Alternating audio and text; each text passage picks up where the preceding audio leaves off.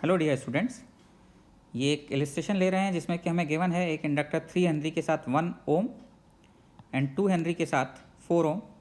ये combination parallel में connected है with A battery of 8 volt और एक स्विच लगा हुआ है। इनिशियली स्विच इज़ क्लोज्ड और स्टेडी स्टेट पहुंच गई है। अब हमें ये पूछा गया है कि switch is opened at steady state. Switch को अगर स्टेडी स्टेट पे ओपन कर देते हैं तो बैटरी सर्किट से बाहर हो जाएगी और केवल ये वाला सर्किट रह जाएगा। ऐसे केस में उसने पूछा है current in the circuit immediately thereafter, कितना करंट फ्लो हो रहा होगा, और दूसरा ये पूछा है कि कितनी एनर्जी डिसिपेट होगी इस स्विच को ओपन करने में। तो देखिए बिल्कुल सिंपल सा कॉन्सेप्ट है, वही जो मैंने लास्ट एग्जांपल में भी लिया था कि किसी सर्किट से पास होने वाला फ्लक्स इंस्टेंटेनियसली चेंज नहीं हो सकता।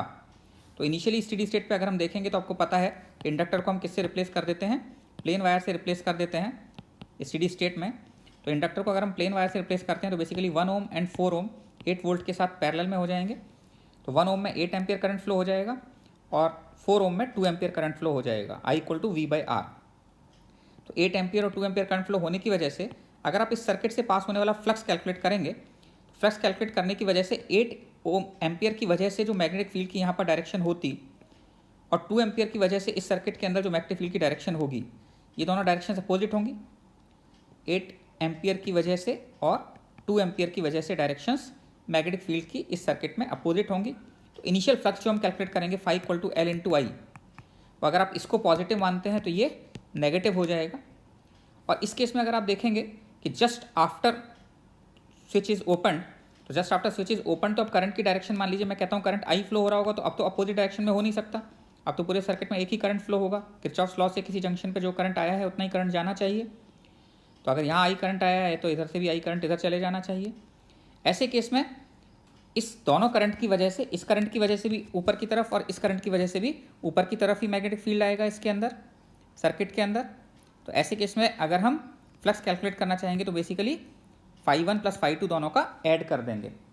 तो यही हम यहाँ पर सॉल्व करते हैं। फ्लक्स phi = L × I होता है। तो ज़रा ध्यान दीजिए, इनिशियल फ्लक्स कितना हो जाएगा यहाँ पर 8 एम्पियर × 3 हेनरी 24, और इसको भी हम ऐड, इसको माइनस कर देंगे 2 × 2, तो 3 × 8 - 2 × 2, बिकॉज दोनों की वजह से सर्किट से पास होने वाले मैग्नेटिक फील्ड की डायरेक्शन अपोजिट है। और फाइनली इसमें भी 3 × I है, इसमें 2 × I है, तो 3 + 2 × I ये फाइनल फ्लक्स हो जाएगा। और इसको अगर आप सॉल्व करते हैं तो I = आपके पास 4 एम्पियर आ जाता है। तो 4 ampere current immediately after switch is open इसमें फ्लो हो रहा होगा। इसमें बच्चे जनरली कंफ्यूज रहेंगे, ये अच्छी प्रॉब्लम है। आपको समझना चाहिए कि किस तरीके से फ्लक्स इंस्टेंटेनियसली चेंज नहीं हो सकता और फ्लक्स की डायरेक्शन भी, flux is a scalar quantity but plus minus sign के साथ लेना है उसको, बिकॉज B.A होता है। तो B × A × cos थीटा, और cos थीटा पे डिपेंड करता है कि फ्लक्स पॉजिटिव आएगा या नेगेटिव आएगा। अब आपको बात ये रही कि स्विच को ओपन करने पर कितनी हीट डिसिपेट होगी। तो ये तो बिल्कुल सिंपल है, इनिशियल एनर्जी निकालते हैं ½ Li² से। तो ½ × L × I² + ½ × L × I² अगर आप करेंगे तो ½ Li² से यहाँ पर आप देख सकते हैं 8 एम्पियर करंट फ्लो हो रहा है 3 हेनरी में और 2 एम्पियर करंट फ्लो हो रहा है 2 हेनरी में। तो ½ Li² कर दिया हमने, तो ये आपके पास 100 जूल इनिशियल आ जाती है एनर्जी। और फाइनली दोनों में ही कितना करंट फ्लो हो रहा है 4 एम्पियर, और टोटल इंडक्टेंस कितना हो गया 5 हेनरी। तो ½ × 5 × 4² 40 जूल। तो just before opening the switch 100 joule energy थी और just after opening the switch 40 joule energy है। इसका मतलब इस स्विच को ओपन करने में 60 जूल एनर्जी का लॉस हो गया है। तो ये आप कह सकते हैं कि एनर्जी कितनी डिसिपेट हुई है, इसमें 60 जूल एनर्जी डिसिपेट हुई है। तो आप ये कह सकते हैं कि डिसिपेशन जो है वो किस फॉर्म में हुआ होगा, वो तो मल्टीपल चीज़ें हैं, उस पर वो अलग से डिस्कशन हो सकता है, बट 60 जूल एनर्जी का टोटल डिसिपेशन हुआ होगा, ये हम कह सकते हैं। आई होप आपको समझ में आ गया होगा। अच्छा प्रॉब्लम है, नोट्स बनाएं, ढंग से समझें।